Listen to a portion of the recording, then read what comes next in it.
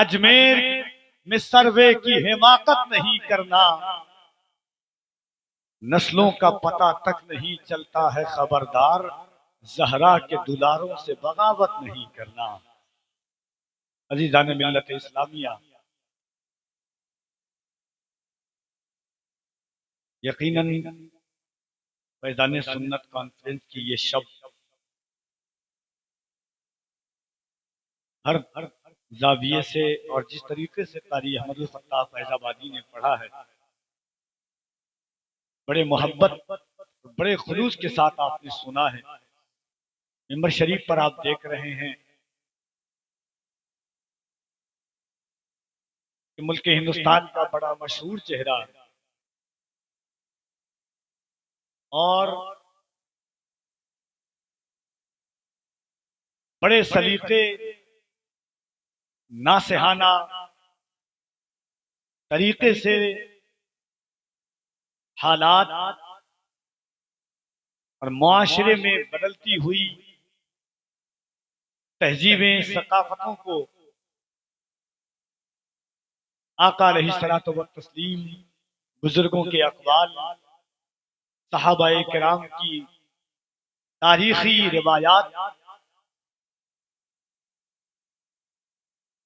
سے اس وقت پورے ہندوستان میں جنہیں بہت زیادہ سنا جاتا ہے اور بڑے سلیقے کے ساتھ اس چیز کا حل وہ بتاتے ہیں۔ خطیب ذیشان وائز اہل سنت حضرت مولانا تحسین جیلانی صاحب قبلہ بریلی شریف کو تشریف رکھتے ہیں۔ انشاءاللہ ان کی نفیس گفتگو، پاکیزہ گفتگو کوئی پہچانے نہ پہچانے مگر سوشل میڈیا کے ذریعے تو ہر شخص اس چہرے کو ضرور پہچانتا ہے، اور بڑے سلیس طریقے سے، بڑے سلیقے انداز سے جو بات پہنچانی چاہیے تھی وہ پہنچاتے ہیں، جو اصلاح کا اصل طریقہ ہوتا ہے، جو ہدایت اور کسی کی زندگی کے زاویے کو، سلیقے کو بدلنے کا شعور جس گفتگو میں ہوتا ہے، انشاءاللہ آج فیضان سنت کے اس پاکیزہ منبر سے آپ سنیں گے۔ ایک کامیاب خطاب حضرت علامہ علی احمد صاحب قبلہ کا سنا، انشاءاللہ یہ خطاب سنیں گے۔ اس کے بعد ہندوستان کا بہت بڑا نایاب لہجہ جناب قاری زین العابدین کانپوری صاحب قبلہ کو آپ سنیں گے۔ کیونکہ وقت بھی کم ہے اور شاعری سے زیادہ، نقابت سے زیادہ ضرورت ہے اس چیز کی کہ ہم حضور کی بات سنیں۔ زمانہ جس اسٹیج پر کھڑا ہے، ہم جس ماحول میں کھڑے ہیں، وہ صرف عشق رسول کی بات کرنی چاہیے۔ اقبال نے بڑے درد کے ساتھ ایک حالات بیان کیا تھا کہ یہ فاقہ کش جو موت سے ڈرتا نہیں۔ جتنا میں نہیں بول رہا ہوتا تو سیٹی بول رہی ہے، بار بار آواز بند کر دیجیے، چلے گا، سیٹی نہیں جب بولتا ہوں تب۔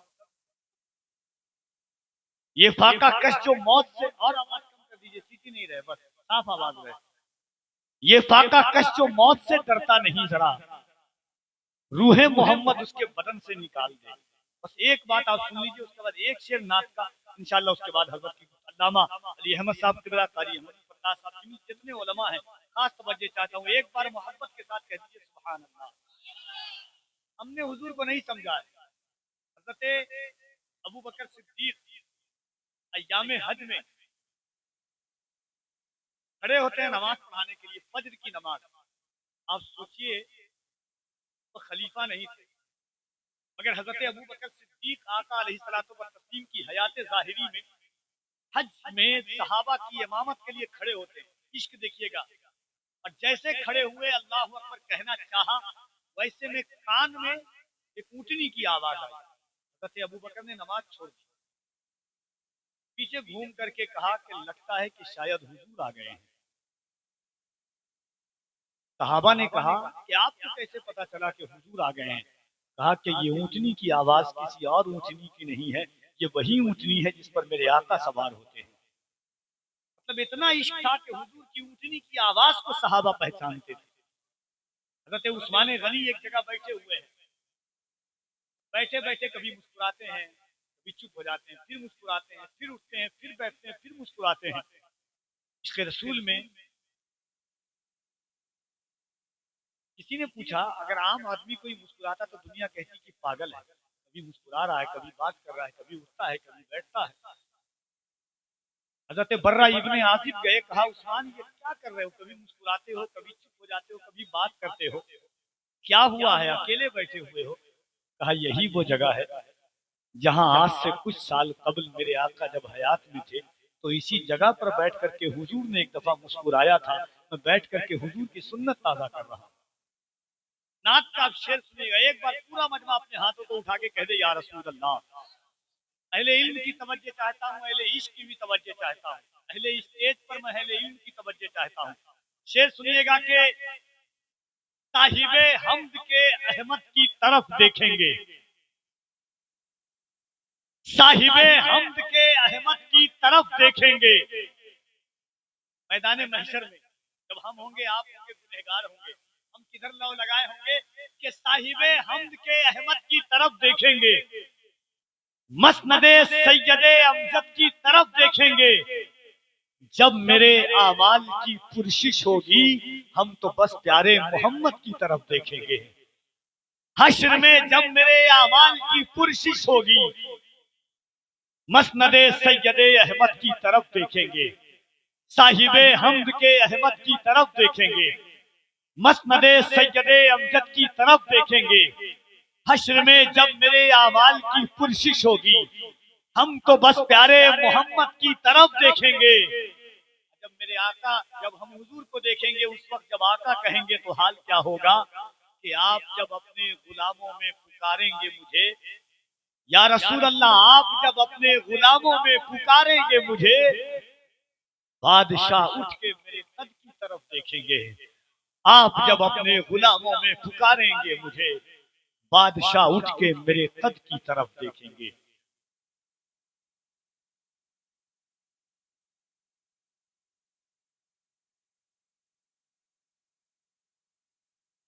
آئیے تین شعر کے لیے، نعت پاک کے لیے مداح رسول انام جناب امان صاحب رضوی سے گزارش کر رہا ہوں کہ تشریف لائیں۔ اس شعر کے ساتھ آواز دیتا ہوں کہ جادوئی پرندوں کے بھی پر باندھے ہوئے ہیں، جادوئی پرندوں کے بھی پر باندھے ہوئے ہیں، ہم سورہ والناس سے گھر باندھے ہوئے ہیں، جس سمت میں وہ چاہیں وہ جھکتا ہے ادھر ہی، لگتا ہے کہ انگلی میں قمر باندھے ہوئے ہیں۔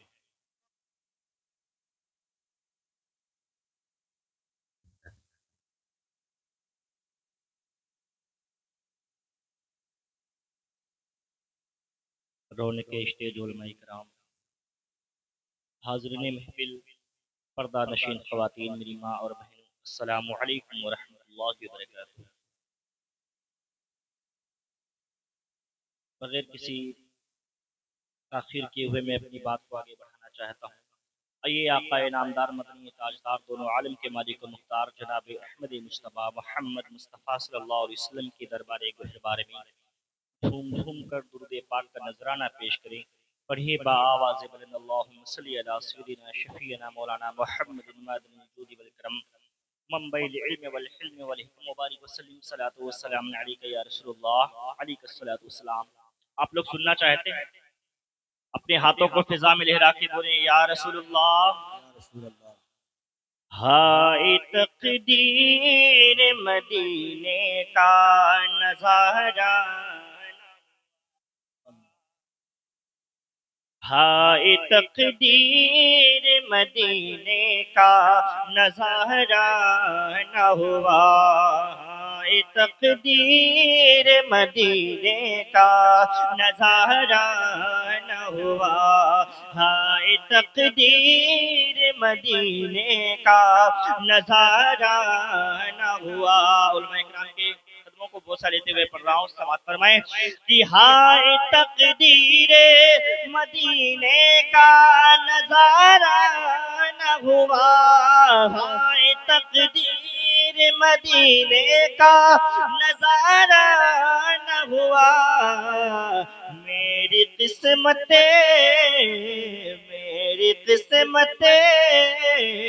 کا بلندی پہ ستارہ نہ ہوا، قسمت کا بلندی پہ ستارہ نہ ہوا، تقدیر مدینے کا نظارہ نہ ہوا۔ اور ہمارے آقا کریم علیہ الصلوۃ والتسلیم سے اپنی امت کا درد کیسا تھا وہ شعر میں ملاحظہ فرمائیں۔ حضرت کے بولیں یا رسول اللہ، رب نے فرمایا کہ محبوب ہمارے تم ہو، رب نے فرمایا کہ محبوب ہمارے تم ہو، کہ رب نے فرمایا کہ محبوب ہمارے تم ہو، رب نے فرمایا کہ محبوب ہمارے تم ہو، جو تمہارا نہیں بے شک وہ، جو تمہارا نہیں بے شک وہ ہمارا نہ ہوا، جو تمہارا نہیں بے شک وہ ہمارا نہ ہوا، ہائے تقدیر مدینے کا نظارہ نہ ہوا۔ اور مفتی کا شعر پیش کر رہا ہوں، سماعت فرمائیں۔ طلب کے بولے یا رسول اللہ، امت آتش دوزخ کی سلاخوں میں جلے، امت آتش دوزخ کی سلاخوں میں جلے۔ آتش کہتے ہیں آگ کو، یہاں سے شعر کا مراد یہ لیا جاتا ہے کہ آقا کریم علیہ الصلوۃ والتسلیم کی امت جہنم میں جلے، یہ میرے نبی کو ہرگز گوارا نہیں ہے۔ لیکن آج ہمارا نوجوان ایسے کام کرتا ہے جو ہم اپنی زبان سے بتانے پر بھی قاصر ہیں۔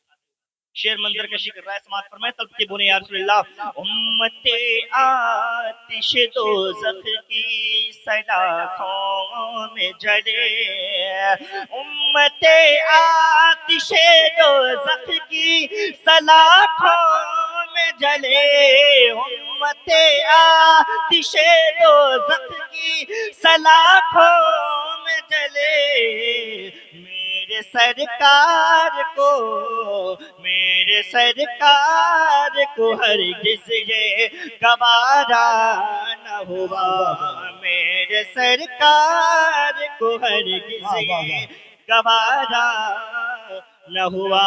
اور ہر عاشق کے آخری شعر یہی ہے، اس کے بعد میں اپنی جگہ لے لوں گا۔